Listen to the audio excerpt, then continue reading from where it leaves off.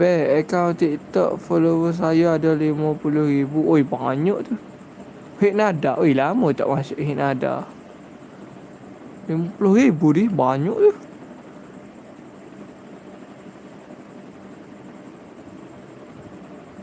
Awak jadi influencer ni. 50,000.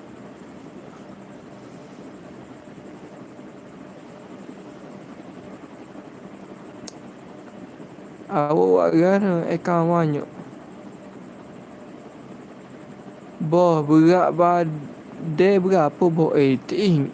Tak tahu lah. Sebab lama tak timbel. Tak ada tak ingat nak timbel. Tak ada yang.